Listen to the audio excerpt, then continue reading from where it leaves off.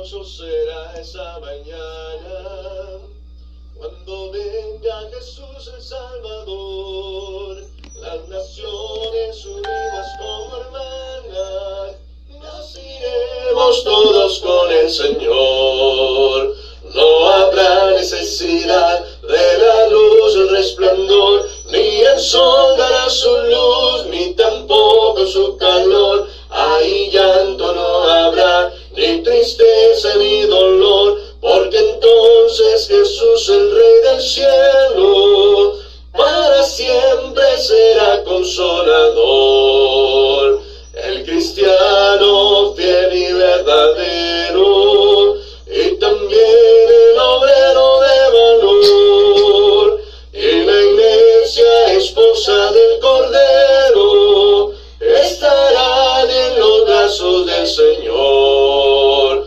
No habrá necesidad de la luz, el resplandor, ni el sol dará su luz, ni tampoco su calor. Ahí llanto no habrá, ni tristeza ni dolor, porque entonces Jesús, el Rey del cielo, para siempre será consolador.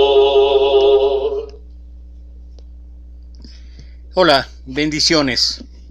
Pues nuevamente, por la gracia de Dios, estamos aquí una vez más para esta serie de mensajes que hemos titulado Discípulo. Y bueno, se me hizo conveniente, de alguna manera, no sin antes pedir una disculpa. El día de ayer estuvo fallando mucho la red. Yo me imagino que por el día que todos festejan, se sobresaturaron todas las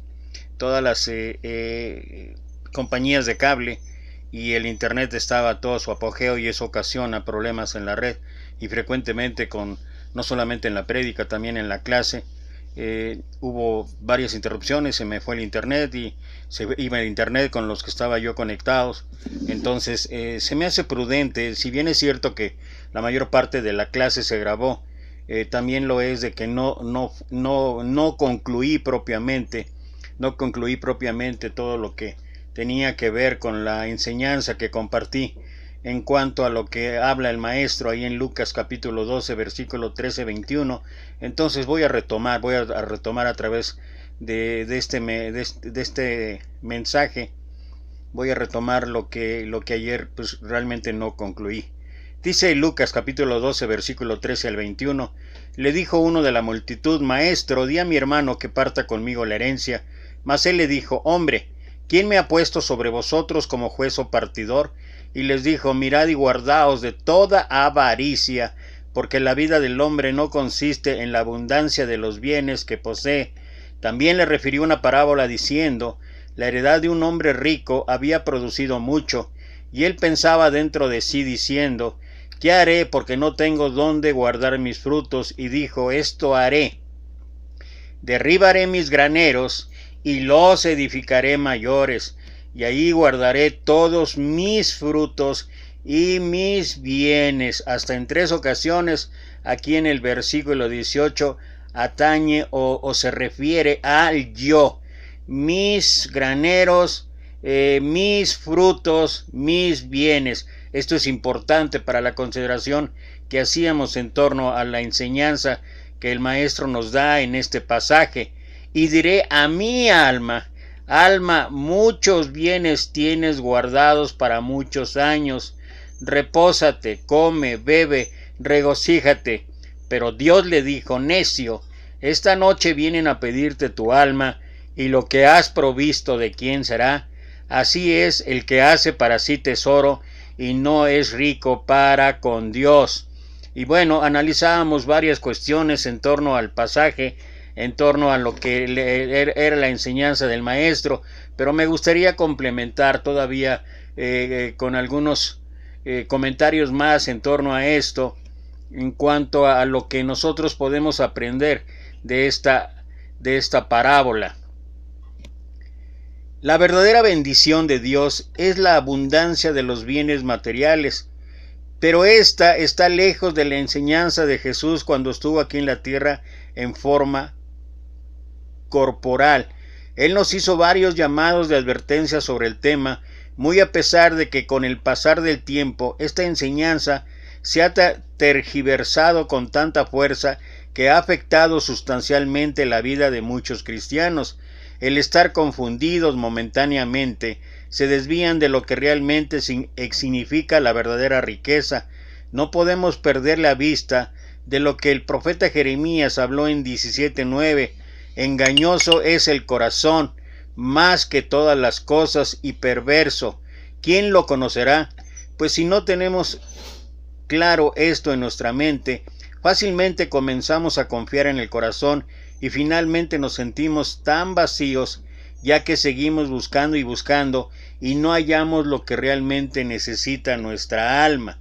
En este ensayo trataremos sobre lo que significa la verdadera riqueza para nuestras vidas, nuestro tesoro más preciado. De igual forma miraremos las implicaciones que trae para el hombre estar bajo el dominio del pecado de la avaricia. El escritor de Hebreos habló acerca de esto ahí en el capítulo 13, versículo 4. Guardaos de toda avaricia, habla ahí el escritor. En la cita mencionada vemos a Jesús predicando y es interrumpido por un hombre que quería resolver una situación familiar que tenía que ver con un tema económico. El hombre ve al maestro como un juez que puede ayudar a destrabar el problema que era muy importante para esta persona. Antes de la parábola recuerda que fue aquel hombre que se acercó y le dijo: maestro, bueno, dile a mi hermano que parta su herencia conmigo,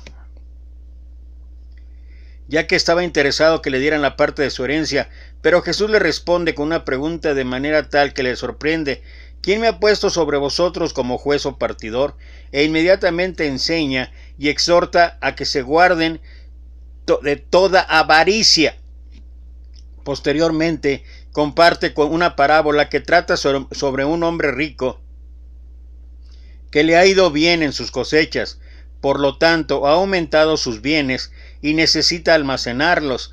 Planea derrumbar los que tiene y construir uno más grande y almacenar el producto de toda su siembra, y piensa que tiene muchos bienes almacenados para muchos años, los cuales puede disfrutar reposada, comiendo y bebiendo. Pero Dios le reprende y le dice que ese mismo día morirá y que su familia obtendrá esas riquezas materiales.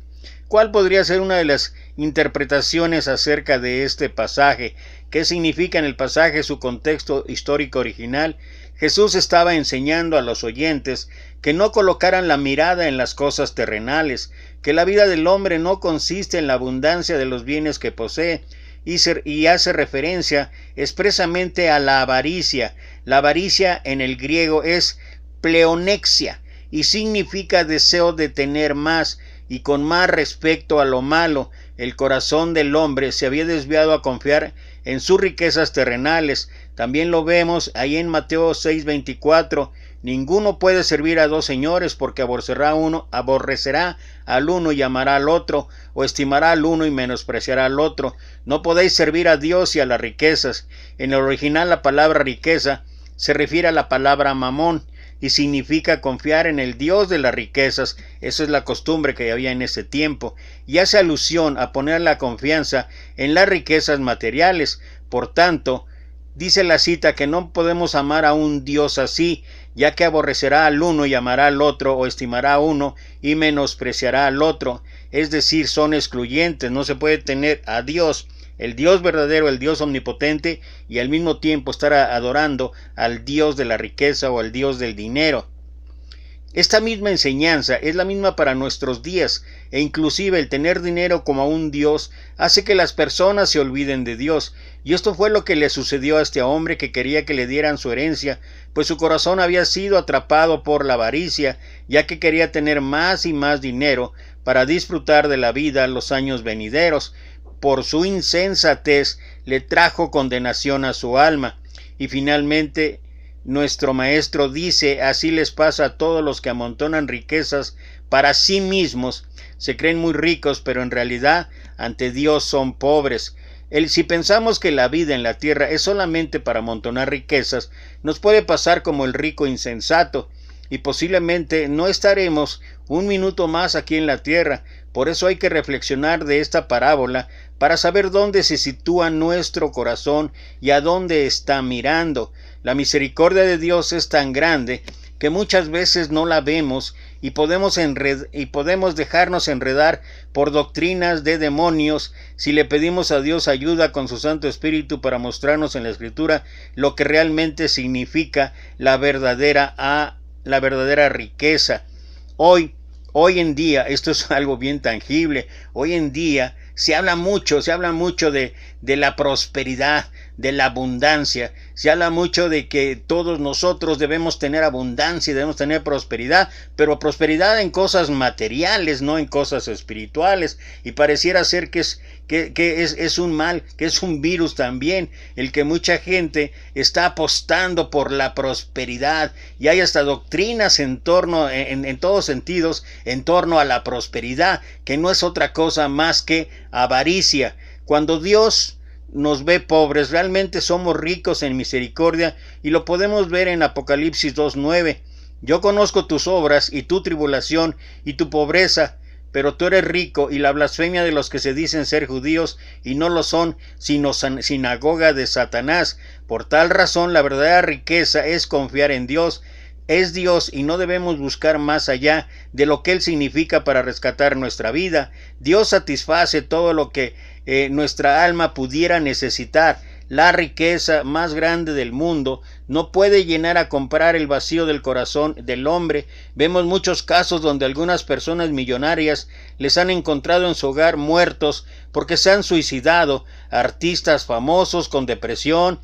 Vemos estos casos en el mundo. ¿El dinero los hizo feliz? Por supuesto que no, y a veces no reflexionamos sobre ello. El mundo está afanado por las riquezas materiales. No podemos estar en el mismo pensamiento con los que realmente podemos o queremos conocer a Dios, y la situación actual, la situación que estamos viviendo, independientemente de que haya una pandemia, independientemente de que haya un virus, independientemente de que hay que tener todos los cuidados, que ya se ha hablado bastante al respecto, creo que el principal problema, uno de los problemas de origen más grandes en toda la humanidad, y que este tiempo nos ha mostrado eso, es el ansia de poder, el ansia de riqueza. No es posible que hasta los grandes consorcios, las grandes empresas, las grandes potencias mundiales, lo que estén pensando es que a través de la salud puedan obtener beneficios innumerables por la creación de la vacuna, por el aumento en los medicamentos, y parece increíble, parece inconcebible darnos cuenta de que pareciera ser que es un negocio próspero. Yo lo vivo en carne propia.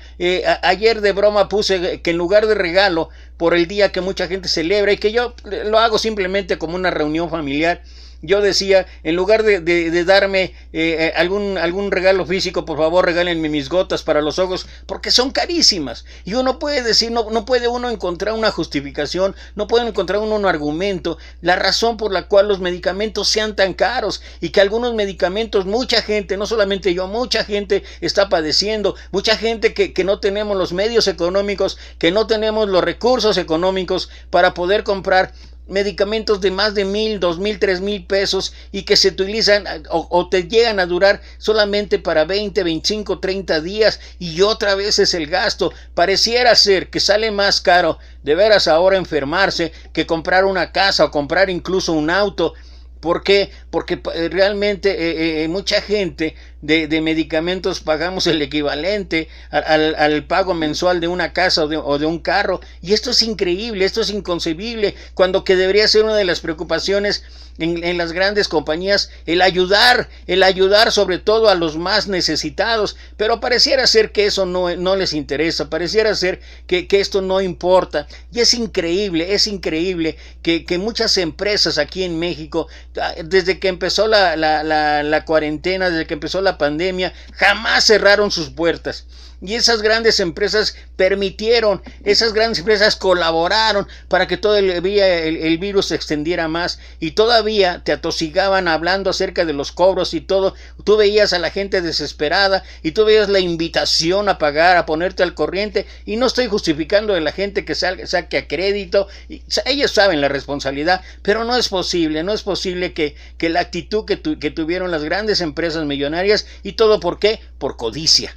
todo por qué, por avaricia, todo por qué, por enriquecerse, todo por qué, por tener la mirada. Y no estoy hablando en este caso solamente para aquellas grandes empresas o para aquellas gentes que son millonarias. Eso nos puede estar sucediendo a cada uno de nosotros. Por eso hablaba de lo que habla Hebreos: sean vuestras costumbres sin avaricia, contentos con lo que tenéis ahora, porque él dijo: no te desampararé ni te dejaré, de manera que podemos decir confiadamente: no temeré lo que me pueda hacer el hombre. Y esa es la reflexión en cuanto a la avaricia. Empieza a haber avaricia en nuestra vida, no solamente por acumular mucha riqueza.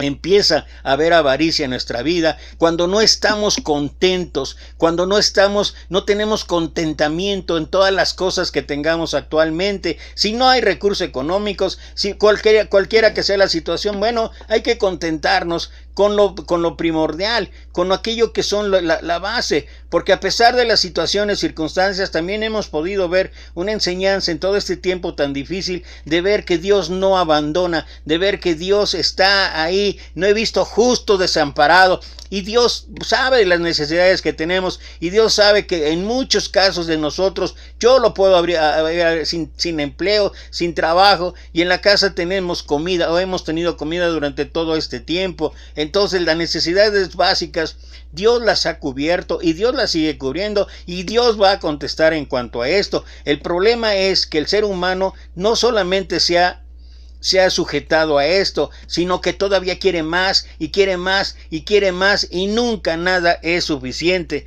Escuchamos a ciertos predicadores poner de ejemplo a Salomón, que fue muy rico en cosas materiales, y motivan a los creyentes a anhelar riquezas materiales, pero recuerden que Salomón no le pidió riquezas materiales a Dios, le pidió sabiduría, pero Dios le regaló sabiduría y también riquezas materiales, pero su vida comenzó a frustrarse con el pasar del tiempo por los pecados que cometió. Pero él finalmente reflexionó, como vemos al final en el libro de Eclesiastés capítulo 12, versículo 13 y 14, Salomón expresó: el fin de todo el discurso oído es este: teme a Dios y guarda sus mandamientos, porque eso es el todo del hombre, porque Dios traerá toda obra a juicio, juntamente con toda cosa encubierta, sea buena o sea mala. Y es exactamente lo que habla el apóstol Pablo ahí en la segunda carta a los Corintios, capítulo 5, versículo 10. Todos nosotros compareceremos ante el tribunal de Cristo, para que cada uno dé cuenta de lo que hizo mientras estaba en el cuerpo, sea bueno o sea malo. Sin duda tenemos una cita con eso. Otro ejemplo es la vida de Moisés. En Hebreos 11, 24 al 26 nos cita que, hecho grande, rehusó llamarse hijo de la hija del faraón, escogiendo antes ser maltratado con el pueblo de Dios que gozar de los deleites temporales del pecado, teniendo por mayores riquezas el vituperio de Cristo que los tesoros de los egipcios, porque tenía puesta la mirada en el galardón, pues no le importaba sufrir en el desierto, puesto que sabía que estaba con Dios. Muchas veces no se piensa que un Dios todopoderoso puede permitir que los cristianos sufran, pero siempre hay una enseñanza encaminada al carácter del cristiano que realmente esté dispuesto a seguir a Cristo. Cuando Jesús le dijo a la multitud, allí en Mateo 14, 26, si alguno viene en pos de mí y no aborrece padre, madre y mujer e hijos y hermanos y hermanas, y aún también su propia vida, no puede ser mi discípulo. Y el que no lleva su cruz y viene en pos de mí, no puede ser mi discípulo. Les estaba diciendo que seguir a Jesús es más importante que su vida, su familia, las cosas que amas, y estar dispuesto a tomar la cruz es saber y entender para qué sirven las cruces. Las cruces no son para llevar cargas, son para morir en ellas, y algunos en el camino, al llegar a la meta que tenemos en el cielo, posiblemente perderemos nuestra vida terrenal por amor a Cristo. Esto no es fácil de entenderlo, a menos que Dios obre en el corazón del hombre y nos llene de su inmenso y misericordioso amor. Cuando Dios nos demanda que nuestra vida es vivir para Cristo, debemos olvidarnos de las cosas que aman los que no conocen a Dios, e inclusive, aun conociéndolo, negándolo. Puede haber disensiones entre la familia por causa del amor a Dios, aunque parezca algo paradójico. Algunas conclusiones en torno a este comentario. ¿Quién o qué es nuestro tesoro? La Escritura dice en Mateo 13:44, además el reino de los cielos es semejante a un tesoro escondido en un campo, el cual un hombre halla y lo esconde de nuevo, y gozoso por ello va y vende todo lo que tiene y compra aquel campo. Esto significa que cuando Dios con su gracia toca nuestras vidas y el Espíritu Santo nos convence de pecado, justicia y de juicio, Jesucristo comienza a morar en vuestro corazón y hace que Él sea nuestro tesoro más preciado, que nada pudiera compararse con tener a Jesús como nuestro Señor y Salvador para nuestra alma. La Escritura también advierte en Mateo 6:19-21, no os hagáis tesoros en la tierra, donde la polilla y el orín corrompen, y donde ladrones minan y hurtan, sino haceos tesoros en el cielo, donde ni la polilla ni el orín corrompen, y donde ladrones no minan ni hurtan, porque donde está vuestro tesoro, ahí también está vuestro corazón, ya que el ser humano nace con la naturaleza pecaminosa, ya que su propia concupiscencia lo lleva a tener la mente puesta en lo que necesita su carne, para sentirse bien o a gusto, lo cual termina en corrupción y muerte. El cristiano, para llevar una vida piadosa, no puede hacerlo con su propio esfuerzo, necesita de Dios, ya que del corazón del hombre salen de los malos pensamientos, los homicidios, los adulterios y algunas cosas más. Por tanto, no basta con tener buenas intenciones o un deseo efímero de cambiar con nuestras fuerzas, debemos llegar al quebrantamiento. Es importante que el Espíritu Santo comience a santificar la vida de cada creyente.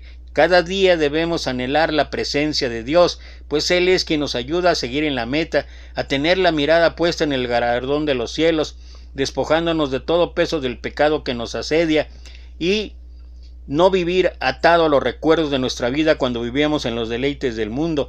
Debemos reflexionar en nuestro corazón que somos una nueva criatura y para ello necesitamos de la ayuda de nuestro Dios por medio de su Espíritu Santo. El anhelar el gozo de nuestro Señor Jesucristo hace que Dios se goce en esa posición del corazón del hombre.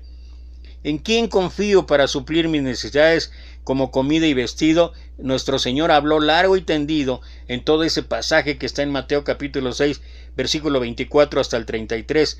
El buscar primeramente el reino de Dios es entender y reconocer que nuestra vida ya no pertenece a nosotros mismos, sino a Dios, pues no podemos pasar por alto la liberación que Cristo produjo en su muerte en la cruz y su crucifixión. Nosotros tenemos que aprender esto, ya que fácilmente perdemos este enfoque porque pensamos que podemos controlar el corazón y ahí es donde fallamos y puede llegar una enorme culpabilidad por no creer que Jesús ha perdonado nuestros pecados. Dios sabe de cada una de las necesidades de Dios. Y una de las cosas que enfáticamente hablamos ayer, o que alcancé todavía a compartir en la clase, o creo que ahí fue donde se truncó la comunicación y que ya no pude terminar el mensaje fue esto. En varias citas en la Biblia se nos llama como cristianos a compartir nuestros bienes. Es más, cuando Juan el Bautista, las multitudes le preguntaron, ¿qué dices pues que hagamos? Y él dijo, el que tiene 2 túnicas dé al que no tiene, y el que tiene que comer haga lo mismo. Ya Juan estaba preparando el camino para las enseñanzas del Maestro, pues no podemos amar a Dios y no amar a nuestro prójimo. Esto es precisamente lo que la Biblia nos llama a hacer con nuestros hermanos en Cristo.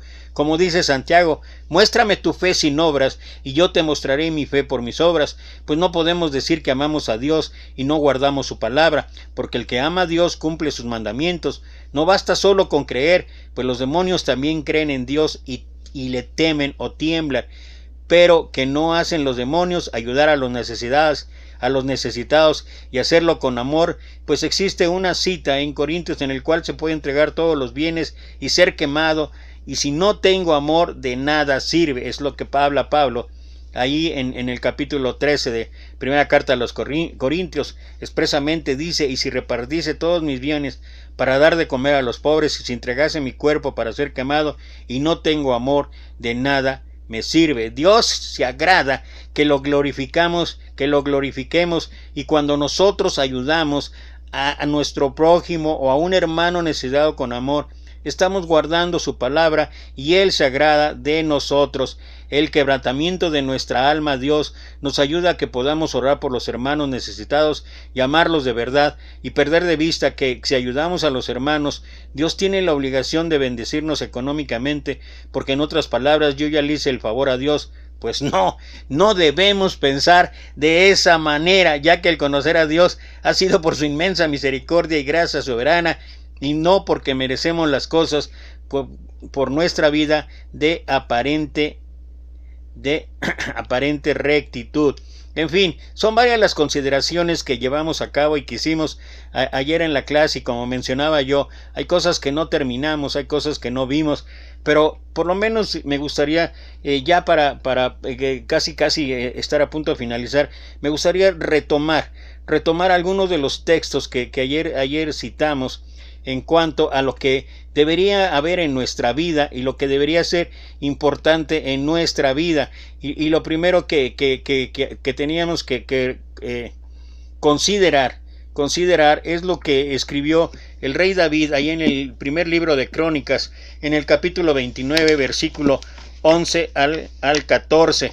Y esto tiene que ser una reflexión en torno a lo que voy a leer, porque hay que recordar que dentro del planteamiento de la parábola, de la enseñanza que le da a este joven que ya necesitaba la herencia, dentro de este planteamiento, lo que nuestro Señor hace en esta historia es mostrarnos que el error del hombre rico no fue el que no hizo planes, sino que sus planes no incluían a Dios. Jesús no criticó las riquezas del hombre, sino su arrogancia, su avaricia, su altivez, no la presencia de metas personales, sino la ausencia de Dios en esas metas. Y hablamos reiteradamente con varios ejemplos en nuestra vida práctica, en nuestra vida diaria, de qué manera nosotros verdaderamente tenemos a Dios como primer lugar en nuestra vida, cómo es que tenemos a Dios en las metas personales, en los propósitos personales, en los objetivos personales, si en cada una de las circunstancias, situaciones que tienen que ver, y sobre todo en el manejo de las finanzas,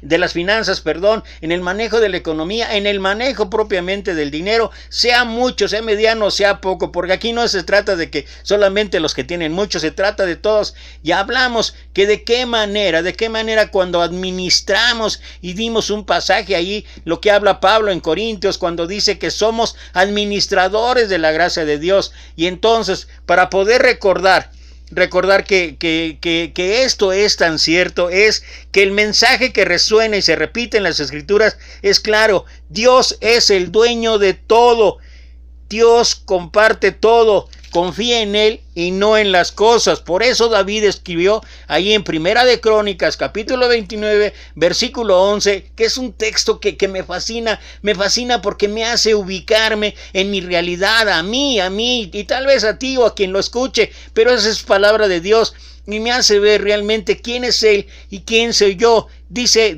ahí David: tuya es, oh Jehová, la magnificencia, el poder, la gloria, la victoria y el honor, porque todas las cosas que están en los cielos y en la tierra son tuyas. Tuyo, oh Jehová, es el reino, y tú eres excelso sobre todos.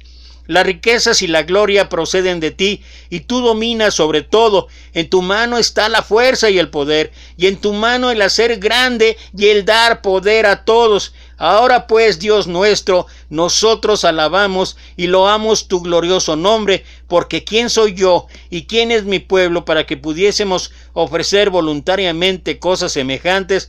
Pues todo es tuyo, y de lo recibido de tu mano te damos. Y creo que una de las cosas que más meditábamos ayer es: ¿dónde está la magnificencia? ¿Dónde está el poder? ¿Dónde está la gloria? ¿Dónde está la victoria? ¿Dónde está el honor? ¿A quién pertenecen las cosas que están en los cielos y en la tierra? ¿Quién es excelso sobre todo ello? Y todos considerábamos y todos contestábamos y todos estábamos de acuerdo en que el dueño de todo, el que tiene el control absoluto de todo, es Dios. Ahora, eso es lo que es Dios.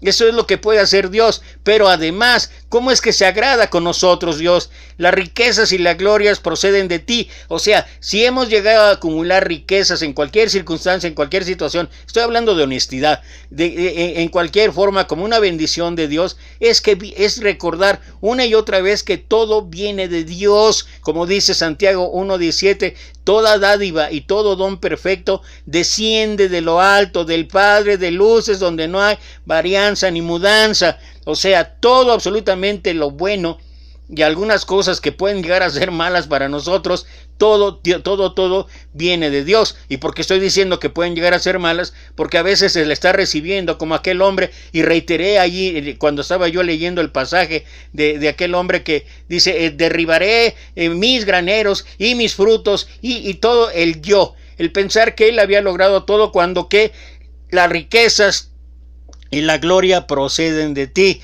Él tiene el dominio de todo. Y luego lo que habla David, en la mano de Dios está la fuerza y el poder, y en su mano el hacer grande y dar poder a todos. Esa es la razón por la cual el siguiente versículo habla y dice, Dios nuestro, por todo esto que acabamos de leer, ahora pues, Dios nuestro, nosotros alabamos y loamos tu glorioso nombre. O sea, dadas las circunstancias, situaciones y la realidad de todas las cosas, de lo que podamos cada uno de nosotros tener o presumir, es gracias a Dios. Es porque Dios se ha agradado en dárnoslo. Y luego viene la contraparte, por eso el versículo 14, y hacíamos énfasis entre otros ejemplos de lo que ocurre con nuestras actitudes en la ofrenda que llevamos a cabo cada primer día de la semana, y es un acto que lo hemos tomado muy a la ligera, y es un acto que solamente nos encanta, y esto lo he visto una cantidad durante 25 años muchas veces, de decir, cada uno dé como propuso en su corazón, y como el corazón está, cada quien sabe, Dios sí sabe. Dice, porque ¿quién soy yo? ¿Y quién es mi pueblo para que pudiésemos ofrecer voluntariamente cosas semejantes? Pues todo es tuyo, y de lo recibido de tu mano te damos. Y creo que el mejor ejemplo de esto es cuando el Señor habló ahí en Lucas capítulo 21, versículo 1 en adelante, acerca de la viuda pobre. La viuda pobre que dice dio blancas, mientras que los ricos dieron una muchísima cantidad mayor que la viuda. Pero ¿cuál era la diferencia? Que la viuda era todo lo que tenía y fue capaz de entregarlo. Y los ricos echaron de lo que les sobraba. Y ejemplificábamos en cuanto a esto, de cuál es mi actitud cuando se trata de administrar adecuadamente, organizadamente, mi vida económica, mi vida en cuanto al dinero y mi vida en cuanto a mis bienes. ¿Qué es lo que hacemos? Y hablábamos reiteradamente de que cuántos de nosotros somos capaces de que cuando recibimos nuestro ingreso, sea semanal, quincenal o todo, en primer lugar está Dios, en primer lugar está la ofrenda. Pocos, si lo haces, gloria a Dios, pero poca gente lo hacemos. Y realmente, ¿qué es lo que hacemos? Por eso tenemos esa actitud, que cuando llega la ofrenda, cuando pasa el canasto o el recipiente donde se recoge la ofrenda, por eso vamos al bolsillo y tratamos de escuchar, y hasta vamos con la mano previendo a ver si no son las monedas tan grandes, y escogemos las más chiquitas. Y esa es nuestra respuesta a algo que debería de ser como esto: pues todo es tuyo, y de lo recibido de tu mano te damos. La abundancia de posesiones tiene una forma de eclipsar a Dios, sin importar lo poco que puedan ser esas posesiones. Hay una progresión predecible desde la pobreza hasta el orgullo. Y eso es lo que pasa, que mientras aumenta más la bendición económica de parte del Señor para muchos de nosotros, cuando empezamos nosotros a voltear la mirada a Dios y verla en las riquezas materiales, eso es lo que pasa. Empieza a invadirnos la altivez, empieza a invadirnos la soberbia, empieza a invadirnos la arrogancia, y empieza a invadirnos entonces sí la avaricia. Y no es solamente con el aspecto económico, así es con el aspecto conocimiento. Cuando la gente más sabe lo que mencionaba en el comentario, ¿qué pasó con Salomón? Gloria a Dios, cuando Dios le dio a escoger, ¿qué es lo que quieres? Yo te daré lo que quieres. ¿Y qué pidió Salomón? Sabiduría. Y no solamente recibió sabiduría, sino una gran cantidad de prosperidad económica, de abundancia de bienes. No ha habido hombre más rico que Salomón sobre la faz de la tierra. Estoy hablando en el sentido económico, pero también en el sentido de sabiduría y también en el sentido de conocimiento. Y al final, ¿de qué le sirvió? ¿De qué le sirvió? ¿Cómo terminó su vida Salomón? Adorando a dioses falsos, teniendo relación con una cantidad increíble de mujeres. Eso no era agradable a Dios. Y hoy debemos tener, muchos de nosotros que estudiamos, muchos de nosotros que predicamos, que nos decimos ministros, y todo, esa es la advertencia. Porque también el conocimiento nos puede envanecer. También el conocimiento puede ser una parte de la avaricia, porque la avaricia no solamente es dinero. La avaricia son muchas otras cosas más. Cuando nosotros, los que confían en el dinero, son necios, se colocan en una posición ideal para ser embaucados y arrojados a una condición de vida extremadamente desdichada. Y eso es lo que pasa o puede ocurrir con nuestra vida. Hay que reemplazar el temor que está ahorita está latente. Es como un invierno crudo que estamos pasando por todas las situaciones de la pandemia, que se van acabando los recursos, y si no hay ingresos, si no has podido salir a trabajar, o si te redujeron el sueldo a la mitad y todo lo demás, bueno, reemplaza ese temor de ese invierno crudo con la fe en Dios, porque Él sigue en el control. Hay que tener fe en el Dios viviente. Después de todo, es solo dinero del juego Monopolio. ¿Has jugado alguna vez Monopolio? Es, entre otras muchas cosas, juegos de mesa que se juega o se enriquece uno con dinero falso. ¿Por qué no es dinero? Simula ser dinero, simula ser riqueza, pero a veces nos encontramos en esta vida, no en el juego de mesa, nos encontramos en esta vida como el juego del monopolio, imaginando que a través de la riqueza, a través de la abundancia económica, puede llegar la felicidad. ¿Y sabes qué pasa? Igual que en el juego de mesa, cuando todo se termina, el juego vuelve a la mesa, pero nuestra vida es difícil que pueda volver a ser la misma, sobre todo cuando nos interesamos solamente o cuando nuestra mente solamente está puesta en el dinero. Y ya para finalizar, solamente me gustaría leer algunos 2 o 3 pasajes que está aquí en la escritura en advertencia clara a lo que hemos estado hablando.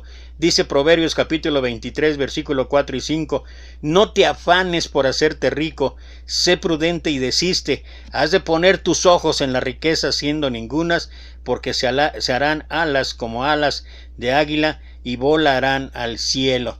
Así es con las riquezas de esta vida, así es con las riquezas de este mundo, así el problema no son las riquezas, el problema es la actitud que nosotros tenemos para con las riquezas. Por eso me encanta sobre todo, y lo he hablado de una manera respetuosa por lo que ha estado pasando alrededor nuestro ahorita con esta terrible pandemia, este terrible virus que nos ataca y que ha causado destrozos. Y cuando ya lo hace cerca, o cuando ya vemos que ocurre en gente cercana, en gente que conocemos, híjole, nos hace meditar entonces lo que dice David en el Salmo 34, capítulo 39, versículo 4 en adelante: hazme saber, Jehová, mi fin, y cuánto sea la medida de mis días, sepa yo cuán frágil soy. He aquí diste a mis días término corto, y mi edad es como nada delante de ti. Ciertamente es completa vanidad todo hombre que vive, ciertamente como una sombra es el hombre, ciertamente en vano se afana,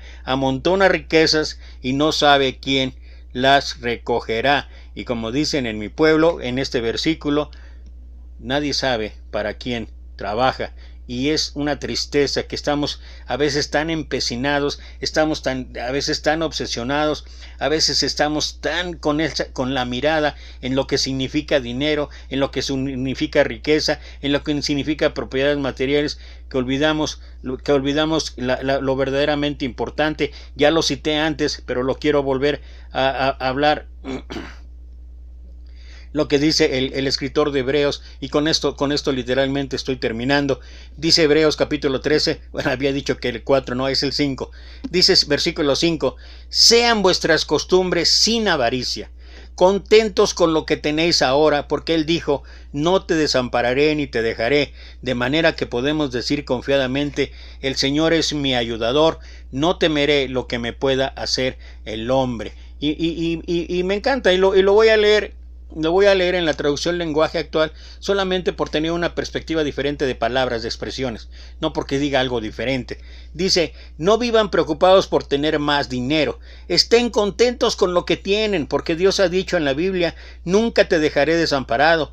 Por eso podemos repetir con toda confianza lo que dice la Biblia, no tengo miedo, nadie puede hacerme daño, porque Dios me ayuda. Y finalmente la nueva versión internacional dice, manténganse libres del amor al dinero y conténtense con lo que tienen, porque Dios ha dicho, nunca te dejaré, jamás te abandonaré. Así que podemos decir con toda confianza, el Señor es quien me ayuda, no temeré. ¿Qué me puede hacer un simple mortal? La idea es, o la enseñanza ahí acerca del rico insensato, es que la felicidad, el gozo, la alegría, la paz no está en las riquezas, en el dinero, en las propiedades, en los tesoros de esta vida. La verdadera paz y tranquilidad, la verdadera felicidad, el verdadero gozo está en tener a Dios en nuestra vida. Y es a través de eso que nosotros podemos regular o podemos balancear adecuadamente nuestra vida. El dinero no es el problema. Raíz de todos los males es el amor al dinero, dice Pablo, 1 Timoteo capítulo 6. Entonces, con esto concluimos. La enseñanza de nuestro Señor es incluyamos en nuestros planes, en nuestras metas, en nuestros propósitos, en nuestra organización, en nuestra estructura, en todo lo que corresponde a nuestra vida y la vida de nuestra familia, incluyamos a Dios como primer lugar. Y cuando hacemos esto, cuando llevamos a cabo esto, de que Dios sea el pilar, de que Dios sea la roca que sostenga nuestra vida, entonces nuestra vida puede ser y será diferente. Eso es la enseñanza para un discípulo. Y yo espero que podamos, y reitero, una disculpa el día de ayer por todo lo que me falló en internet, pero bueno, he querido por eso repetir este pasaje y hacerlo pues ahora sí completo. Y qué bueno que ya lo pude terminar, pero en verdad. Y confiamos en Dios, que está bien que falle, pero siempre va a haber oportunidad de restituir y de volver a realizarlo de manera adecuada. Pues gracias otra vez a los que pudieron conectarse. De todas maneras estaré compartiendo, y si no, nos vemos el día de mañana 2:30 de la tarde aquí por Facebook a través de Experiencias Cristianas. Y que todo recordar, y sobre todo para mí, soy el primero en recordar siempre que todo esto es para la honra y la gloria de Dios. Gracias, te mando 1,000,000 de bendiciones.